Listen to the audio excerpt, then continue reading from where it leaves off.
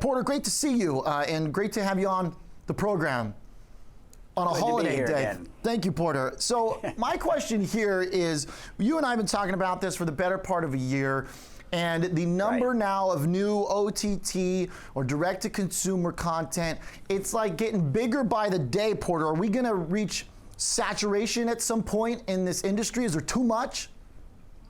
There can't be too much in good content, and the consumer is the winner in this transition that legacy media is facing. It's much more of an earthquake than a quiet evolution from legacy media, from linear cable television to over-the-top streaming.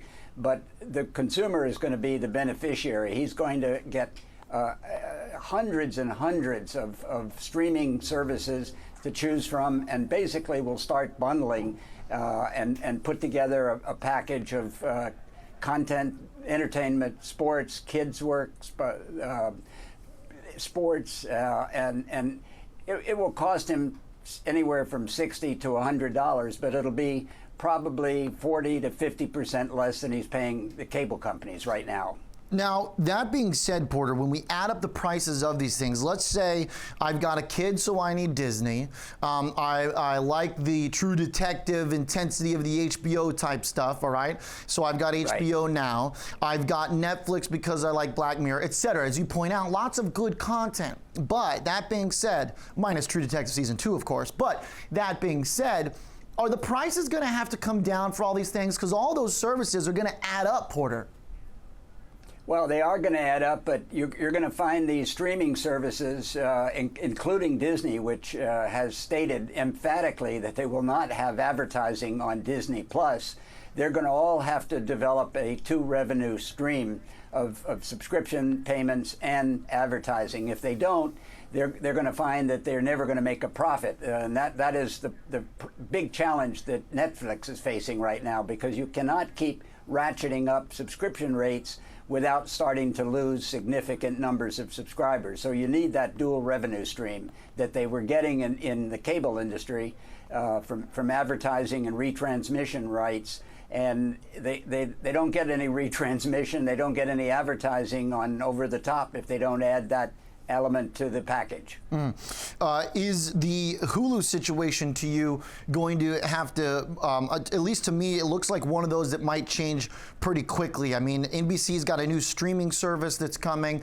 Obviously, a lot of people go to Hulu for that content. Are we going to see changes at Hulu soon? Well, Bob Iger has been pretty candid about, first of all, he's been very crafty in getting 100% control of Hulu and moving Comcast out of the 30% ownership that they had. So he's going to use Hulu as his adult-centric streaming service and keep X-rated and R-rated content off of Disney Plus. Yeah. Porter, I want to ask you about, I know it's a little bit kind of off the beaten path here, but do you have thoughts on Roku? Do you have thoughts on whether or not a service like that can exist in a market where there's so much content? I mean, I know that right now, given this disaggregation, there is some service to having a single box that can kind of point you to all your different channels. But you know, is that going to be around for? Is that going to really have a value add for a long time? No, I think Roku and some of the other services, Apple Fire or Amazon Fire and Apple TV, they're not going to really have a long life, because every set manufacturer is going to put streaming capability, translating over-the-top content to the big TV screen, or he won't be able to sell his TV set. So the problem that specifically a company like Roku has is that they have limited content, they can't afford to pay for it, and they can't charge the consumer very much without losing the consumer's interest, because there are too many other alternatives, as you pointed out. They're literally going to be 20 or 30 streaming services by the end of 2020, and some of them that you may never have heard of, like Crackle, which Sony just sold, but to an independent private equity firm that's building it up. The Pluto, which Viacom bought about 2 months ago. these services are going to proliferate, and it's not going to be as bad as it was with cable, where you had 300 channels and nothing to watch. But you're going to have 20 or 30 streaming services, and you're going to have to choose which ones you really want to pay for. Yeah, and then you've got stuff like Vudu by Walmart as well. I mean, all right, Porter, here's the question from an investment standpoint, and then I want to ask you about actually some of the advertising element of this as well. But from the standpoint of an investor who's looking at a stock like Netflix, will Netflix ever have the moat that it has? For many, they just take it from a simple perspective and say they'll never be the solo player again. They can never get the price that they had as a result that they're high. What do you say? Well, Netflix is maturing, and it's Disney's Disney Plus and any of the other streaming services. They're not Netflix killers. Netflix is going to survive, but the problem Netflix has is that all of the other streaming services have huge caches of existing content. They don't have to spend the billions of dollars, and Netflix spent $14 billion last year. They're rumored to be spending close to $18 billion this year. They produced last year 780 new films and series. They can't keep doing that if they don't put another revenue stream in with which is advertising. But more importantly, from a stock point of view, Netflix is going to have to operate like any other company now. It's going to have to make a profit.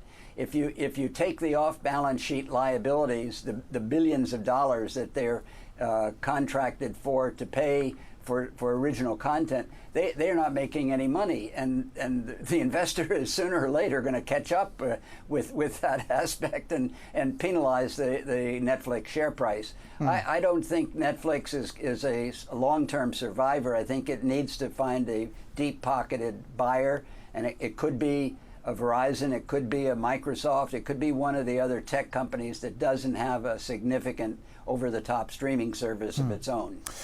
Porter, within that kind of realm, when we see major disruptive forces in legacy industries, a lot of times there's a middle ground that's kind of found. As an analogy, I might point to Amazon and its brick-and-mortar presence that it's built up, right? First, it's the brick-and-mortar destroyer. Then they say, oh, we actually need some brick-and-mortar.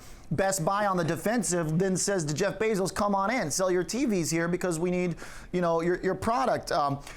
So will something like that possibly exist where maybe the traditional cable companies find a way to offer some of these platforms through some bundle or service?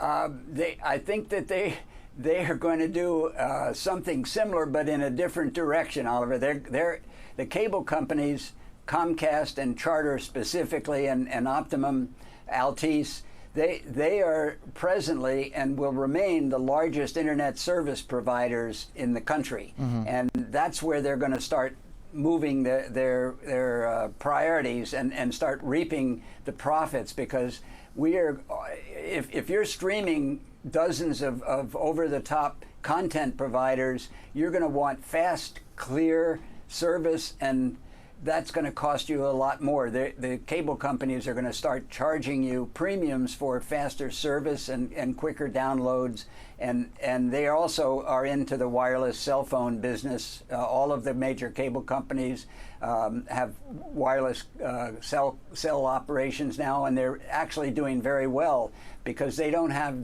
to spend the billions of dollars on infrastructure that AT&T, Verizon, Sprint, and T-Mobile do.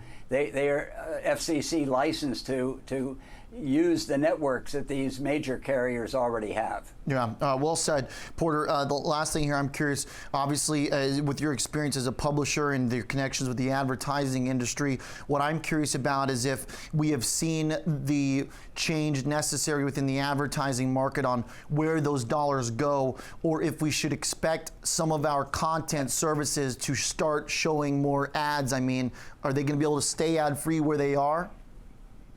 Well, the advertising business is in such a disruption that it's falling apart even faster than legacy media is, because it used to be that all you did was make a very elaborate commercial, a 30-second, and then all the way down to a 5-second commercial, put it on television, and tens of millions of people would watch it. That's not, at the same time, by the way, that's not going to happen in over the top. That's the problem that advertisers have to face and resolve, because they're not going to get a huge audience at any one time or sitting, and what is going to replace the clout that they had when they could put one commercial on a cable network and get 10 or 12 or 14 million people watching? It's going to be technology, and they're going to direct the ad much more specifically to you, to your buying habits, your personal characteristics, your preferences, and your buying history. And that's going to take a little while, because it's a radical and new and untried technology world that the advertising world is having to face. Yeah. By the way, there's one from a Disney point of view. A lot of people are very excited, and the stock price of Disney has benefited from the